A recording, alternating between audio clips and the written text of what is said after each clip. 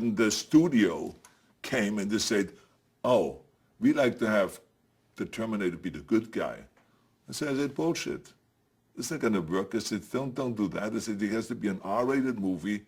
It has to be as brutal as the first one, just bigger, and just continue on with the story.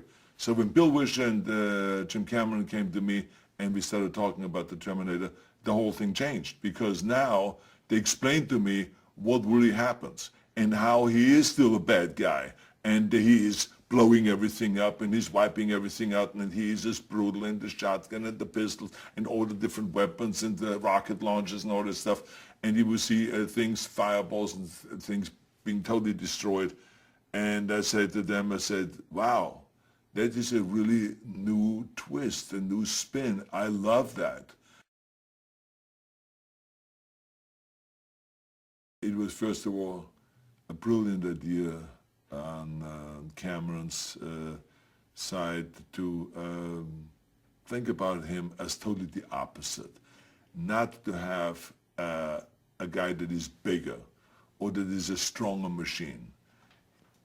That wouldn't have worked. So for him to go kind of with someone that's more fluid and more smooth and has different talents and different kind of dangers, and that are ramped up the way it's explained what the T-1000 can do, is much more than what the T-800 can do. When he was cast, we then started practicing way ahead of before he came to the set. But it was very important that Ed and I had a relationship. And I think I was really working hard on building this relationship. You know, he was from a different world. He had a tough upbringing.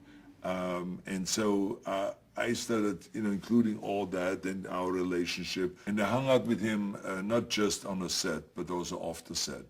And we created a really good relationship so that we really became buddies. Well, James Cameron is one person before the movie starts, and he's another person when the movie begins. And it is sometimes, as is sometimes, not recognizable, because he locks into a kind of a mode, and kind of like a machine, and he clicks into that, and he only sees the movie, and which is a really great asset to have this kind of a strong vision and determination and passion and talent, but don't get in his fucking way.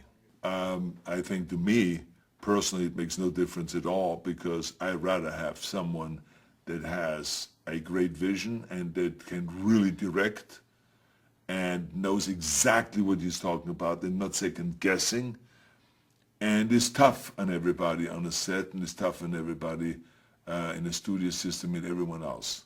So that's just the way he is, and he has always shown great leadership, and I would do a movie with him anytime under those very same circumstances. I think that Terminator 2 is one of those movies that people still talk about as if it just came out yesterday.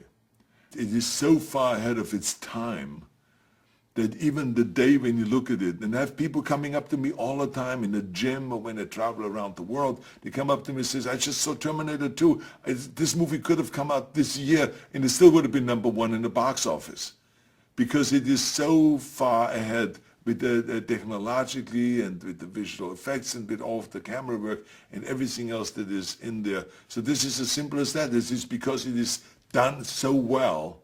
And Cameron is such a great filmmaker. That's why everyone talks about it still today. And this is why you can bring it out now in 3D.